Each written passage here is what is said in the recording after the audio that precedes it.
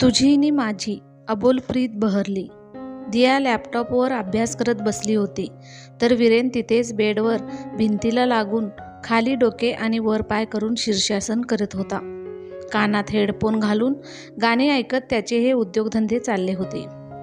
दिया त्याच्या या वेडेपणाला कंटाळली होती. आतापर्यंत तिने त्याला 10 हाक मारली होती स्टडी करायला ये म्हणून, पण वीरेन ऐकेल तर ना. आताही तिने चिडूनच त्याला हाक मारली. वीर, ऐकतोयस ना? आता लगेच इथे ये तू स्टडी करायला, नाहीतर मी राज अंकलना सांगेन तू काहीच अभ्यास करत नाहीस म्हणून. ही धमकी दिल्यानंतर मात्र वीरेन बेडवरून लगेच खाली आला आणि म्हणाला, हो येतोय ना. सारखी सारखी काय डॅडना सांगेन मी अशी धमकी देतेस? तू सांगून तर बघ, मी कधीच तुझ्याशी बोलणार नाही. वीरेन दियाच्या साईडला बसत म्हणाला. त्याला मुळे अभ्यासच करायचा नव्हता. त्याचं ते तोंड फुगून बसलेलं पाहून दिया हसत सुटली. दिया आणि वीरेन लहानपणापासूनचे बेस्ट फ्रेंड होते आणि दियाचे वडील रोहित व वीरेनचे वडील राजही एकमेकांचे बेस्ट फ्रेंड होते. त्या दोघांचे घरही एकाच कॉलनीत होते, त्यामुळे एकमेकांकडे कायम त्यांचे येणे जाणे होत असे. दिया कॉलेजमध्ये कायम अभ्यासात टॉप पोझिशनला असे तर वीरेनला अभ्यास करण्यात कायमच कंटाळा यायचा. वीरेन कधीच त्याची कामे वेळेवर करत नसे. तो खूप आळशी होता. त्याची सर्व कामे दियाच करीत असे.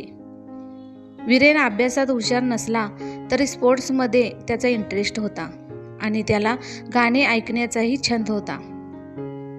त्याचं कॉलेजमध्ये स्टडी न करण्याचं एक कारण होतं.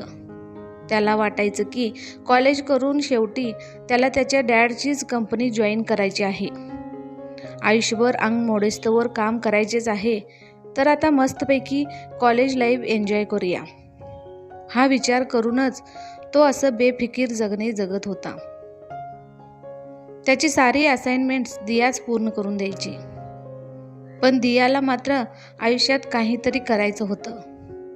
ती मन लावून अभ्यास करत बसे व तिच्यासोबत वीरेनचाही अभ्यास करून देत असे. दियाला अभ्यास करणे आणि वीरेनशी बोलणे खूप आवडायचे. वीरेनला रोज जिमला जायची सवय होती, त्यामुळे त्याचे शरीर एखाद्या मॉडेललाही लाजवेल असे होते. त्यामुळे कॉलेजमधील मुलींचा तो क्रश होता. पण वीरेन तर स्वतःच मग्न असे. तो कायम दियासोबतच फिरत असे. त्याला सतत दियासोबत पाहून बाकीच्या मुली जळत होत्या. त्यांना तो दियाच्या प्रेमात पडलाय असे वाटत होते. पण दिया आणि वीरेन आपल्याच विश्वात मग्न होते. बाकीच्यांच्या मताशी दोघांचं काहीच देणं घेणं नसे. दिया वीरेनच्या निष्काळजीपणावर वीरेनला खूपच रागवत असे. कधी कधी त्याच्यावर रुसून देखील बसत असे. पण वीरेन दियाचा रुसवा क्षणात काढत असे. आजही तो अभ्यासाला बसत नव्हता म्हणून दिया चिडली होती. तिने रागाने आपली सगळी बुक्स गोळा केली व आपल्या घरी जाऊ लागली. तसं वीरेन पटकन तिच्यासमोर गेला व तिला अडवू लागला. दिया रागात जात होती. अचानक वीर समोर आल्याने जोरात दिया त्याला जाऊन धडकली. ती खाली पडणार इतक्यात वीरेनने तिच्या कमरेत हात घालून तिला आपल्या मिठीत धरले. आपण आता खाली पडणार या भीतीने तिने वीरच्या गळ्याला मिठी मारली होती. तिच्या शरीराचा नॅचरल सुगंधाने वीरेन वेडावून गेला. वीरेन शॉक झाला होता. तिच्या स्पर्शाने त्याला त्याच्या शरीरात काहीतरी लहर पसरत गेल्यासारखे वाटले. एक विचित्र संवेदना त्याला अंगभर जाणवली. त्याने चमकून तिच्याकडे पाहिले तर तिचेही गाल गुलाबी झाल्याचे त्याला दिसले. त्याच्या बलदंड मिठीत गेल्यावर ती श्वासच घ्यायचं विसरली होती. काही वेळाने भानावर आल्यावर ती गडबडीने त्याच्या मिठीतून बाजूला झाली. तिने आपली मान खाली घातली होती. तिला पाहत तो म्हणाला, सॉरी दिया. तसं तिनेही मग इट्स ओके असं म्हणून तिथून पळून गेली. त्याच्या रूममधून बाहेर येऊन तिने वीरेनच्या आईला, तारा आंटी मी निघते आता म्हणून घाईने ती आपल्या घरी आली. तिचे घर त्याच्या घरापासून थोड्याच अंतरावर होते.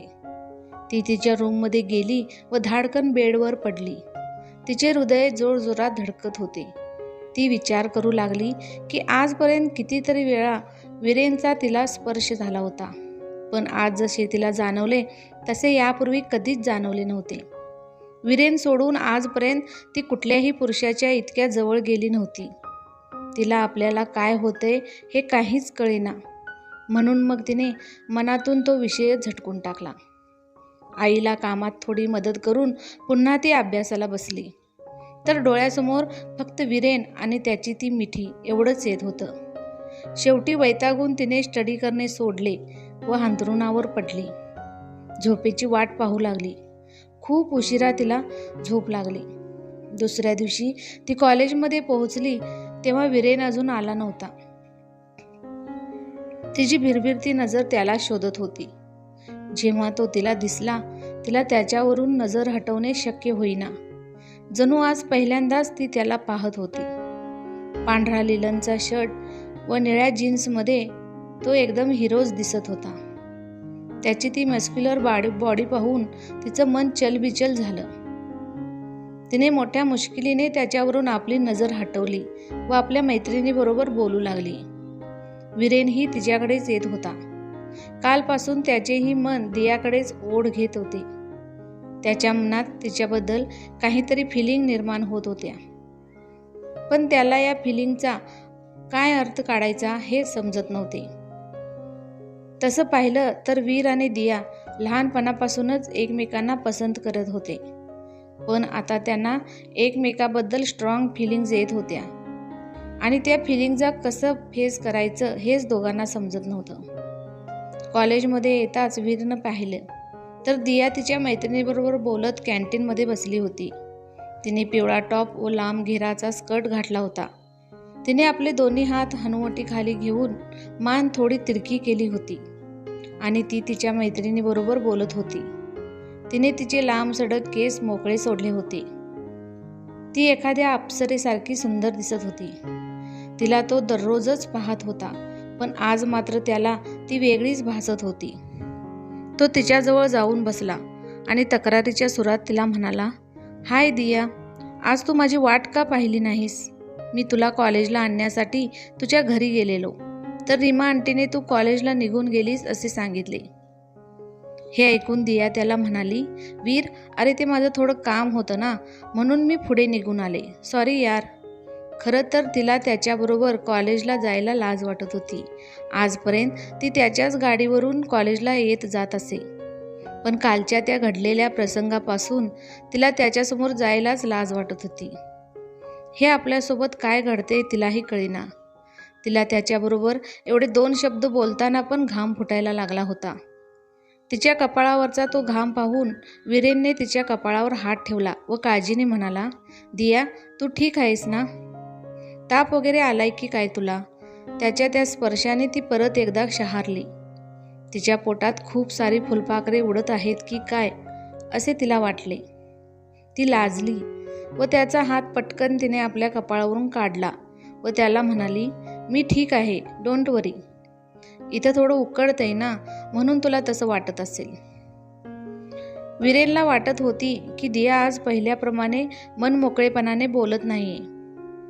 तो तिच्याकडे पाहत म्हणाला, दिया, आज तू आमच्या घरी येते आहेस ना माझ्या स्टडीमध्ये मदत करायला? यावर दिया थोडं अवघडतच म्हणाली, हां, मी येण्याचा प्रयत्न करेन, पण नक्की काही सांगू शकत नाही. असं म्हणून तिने त्याच्यापासून नजर चोरली.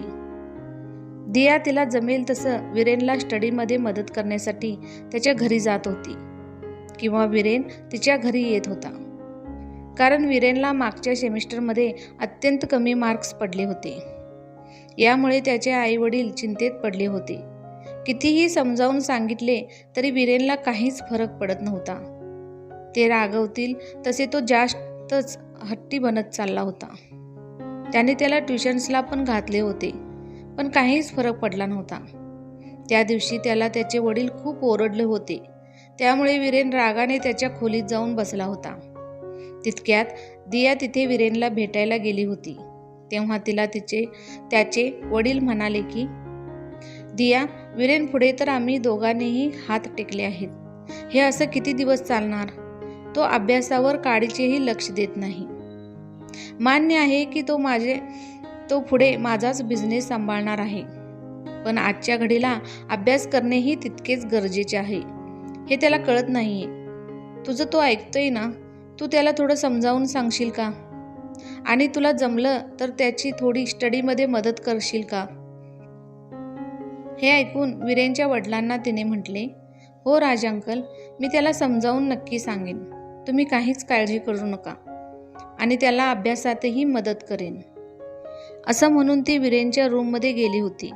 वीरेन तिथे उदास होऊन बसला होता. तीही त्याच्या शेजारी बसली व त्याला म्हणाली, वीर, तू अंकल आंटींचं काहीच का ऐकत नाहीस?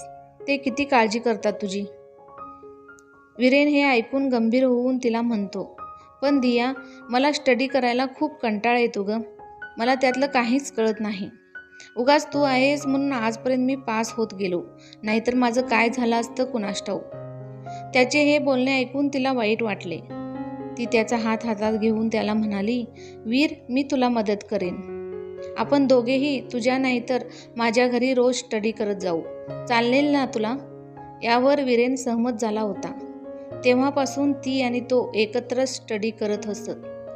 कधी कधी त्याला अभ्यास करावासा वाटत नसे, कंटाळा करावासा वाटे, पण दियाला वाईट वाटेल म्हणून तिच्यासाठी तो स्टडीला बसे. त्याला तिला कधीच दुखवायचं नव्हतं. पण आज मात्र तो तिला कधी घरी येणार आहे स्टडीला असे विचारल्यावर तिचा चेहरा लाल झाला होता. तिच्या हृदयात एक अनामिक हुरहुर दाटली होती. खरं तर लहानपणापासूनच तो तिला आवडत होता आणि त्यालाही ती आवडत होतीच, पण दोघांनीही एकमेकांना ही गोष्ट सांगितली नव्हती. कारण दोघांनाही वाटत होते की असे केल्याने त्यांची मैत्री संपुष्टात येईल आणि ते एकमेकांपासून दूर होतील. म्हणून मनात असूनही त्यांचे नाते मैत्रीच्या पलीकडे कधीच गेले नव्हते. वीरेनची आई मात्र कधी कधी दियाला म्हणत असत की, दिया बेटा, तुझ्याशिवाय या वेड्याला कोणीही समजावू शकत नाही. तुझ्याशिवाय तो कोणाचेही ऐकत नाही. वीरची काळजी फक्त तूच घेऊ शकतेस. माझ्या वीरशी तू लग्न कर. मला मग त्याची काळजी करण्याचं काहीच वाटणार नाही. त्यातच असं काही बोलायला लागल्या की दियाला लाजून खूप अवघडल्यासारखं वाटे. वीरेनच्या आईवडिलांना दिया खूप आवडत असे. दिया जर सून म्हणून त्यांच्या घरी आली तर त्यांना खूप आनंद होणार होता. पण वीरेन आणि दियाने या विषयावर अजूनपर्यंत काहीच प्रतिक्रिया दिली नव्हती, म्हणून मग त्यांचाही नाईलाज झाला होता. दिया त्या दिवशी संध्याकाळी स्टडी करायला वीरेनच्या घरी गेली. ती त्याला नोट्स काढून देत होती, पण तो तिलाच निहाळत बसला होता. त्याचे डोळे तिच्या चेहऱ्यावरून हटतच नव्हते. त्याच्या अशा बघण्याने ती मात्र अवघडून गेली होती. तिच्या हातातून बुक घेताना त्याचा तिला स्पर्श होत होता. त्या स्पर्शाने दोघांच्याही अंगावर रोमांच उभे राहत होते. एरवी फाडफाड बोलून त्याला ते अभ्यास समजावून सांगत होती, पण आज मात्र तिचं खूप ठिकाणी चुकत होती. दोघांनाही आतापर्यंत समजून चुकलं होतं की त्या दोघांनाही एकमेकांविषयी आकर्षण वाटत आहे, पण दोघे अजूनही कबूल करत नव्हते. असेच काही दिवस जातात. त्या आठवड्यात कॉलेजतर्फे सहलीचे आयोजन केले गेले होते. दिया वीरेनला म्हणते की आपणही या ट्रिपला जाऊयात काय? तर वीरेनही हो जाऊया म्हणून तयार होतो. दियाने दोघांची नावे सहलीला जाणाऱ्यांच्या यादीत घातले. संध्याकाळी जेव्हा ती वीरेनच्या घरी जाते तेव्हा वीरेनचे वडील त्याला रागवत असतात. तो सहलीला जात होता हे त्यांना अजिबात आवडले नव्हते. तो वेळ त्याने अभ्यासात घालवावा असे त्यांचे मत होते. पण दिया त्यांना म्हणते की राज अंकल, येऊ द्या ना त्याला ट्रिपला. मी त्याचा अभ्यास घेते ना. तो खूप मन लावून शिकत आहे. माझे सगळे ऐकतो. वीर आपल्या अभ्यासावर चांगले लक्ष केंद्रित करायला शिकला आहे. यावेळेस तो नक्कीच चांगल्या मार्काने पास होईल. यापुढे तो कधीच अपयशी होणार नाही, माझी खात्री आहे. आणि मीही सहलीला जाणार आहे. वीरला माझ्यासोबत पाठवून द्या ना प्लीज. अशी दियाने विनंती केल्यावर ते त्याला ट्रिपला पाठवण्यास तयार झाले. राज अंकलनी ट्रिपला जायला परमिशन दिल्याबद्दल दिया त्यांना थँक्यू बोलते व वीरेनकडे पाहून दुसऱ्या दिवशी सकाळी ट्रिपला जाण्यासाठी लवकर आवरण्यास सांगते व ती आपल्या घरी येते. दुसऱ्या दिवशी सकाळी लवकरच दियाला जाग येते. ती पटकन वीरेनला कॉल करते कारण तिला माहीत होते की वीरेन कधीच लवकर उठत नाही. 2-3 कॉल केल्यानंतर तेव्हा कुठे वीरेनने कॉल उचलला होता. त्याने आळसावलेल्या आवाजात हॅलो म्हटले. दिया त्याला रागवत म्हणाली, वीर, मला माहीतच होतं की तू अजून उठला नशील म्हणून. आता अर्ध्या तासात मी तिकडेच येईन.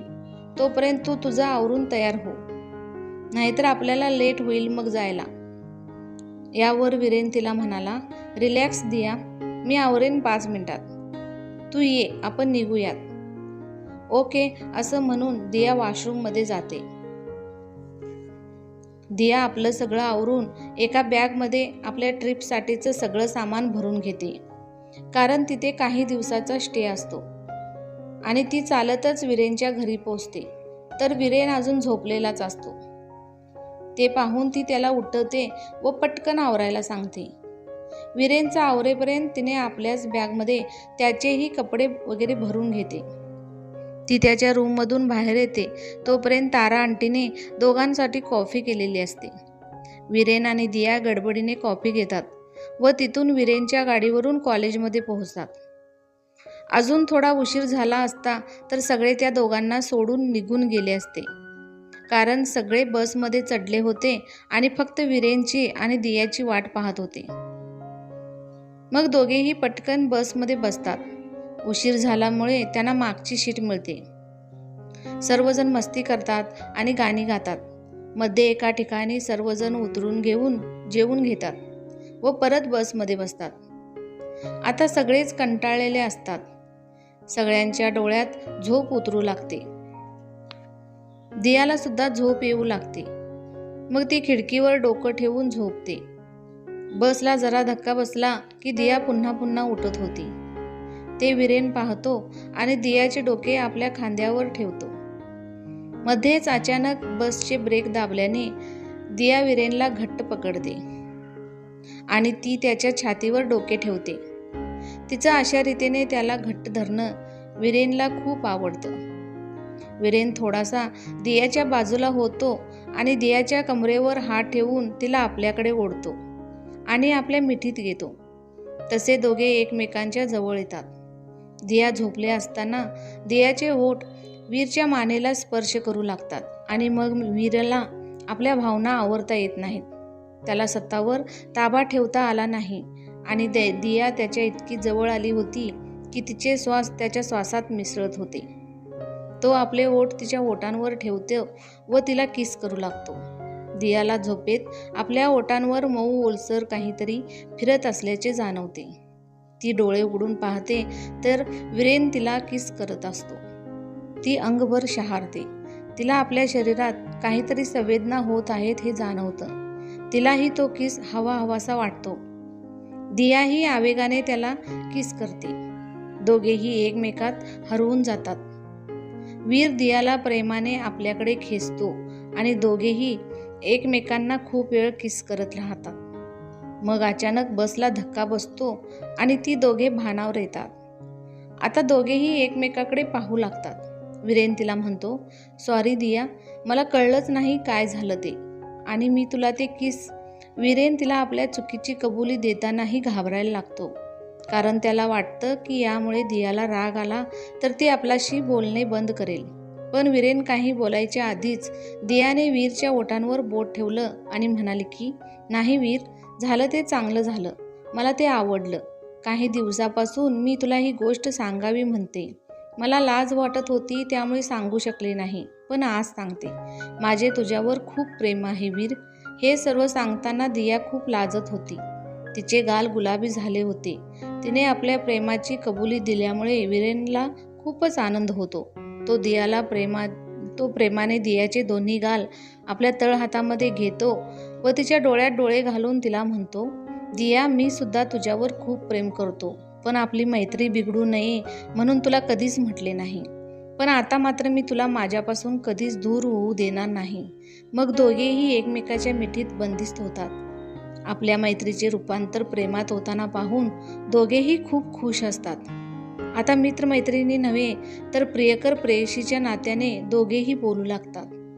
शेवटी संध्याकाळी बस एका हॉटेलजवळ थांबते आणि सगळे आपापले सामान घेऊन हॉटेलात जातात. दिया वीरेनला दोघांसाठी एकच रूम घ्यायला सांगते. तिला आज त्याच्यासोबत राहायचे होते. वीर तिला म्हणतो ठीक आहे आणि तो दोघांसाठी एकच खोली घेतो. लांबचा प्रवास होता त्यामुळे सर्वजण रात्री त्या हॉटेलमध्ये थांबणार होते. सगळेजण मिळून तिथे जेवून घेतात. दिया आणि वीर सामान घेऊन वर आपल्या खोलीत जातात. त्यांना दिलेली खोली खूप छान होती. रूममध्ये जाताच दिया बाथरूममध्ये आंघोळीला जाते आणि वीरेन मोबाईलवर गेम खेळू लागतो. दिया आपले आवरून बाहेर येते. वीर दियाकडे बघतच राहतो. खोल गळ्याचा पारदर्शी पिंक नाईटीमध्ये दिया खूपच आकर्षक दिसत असते.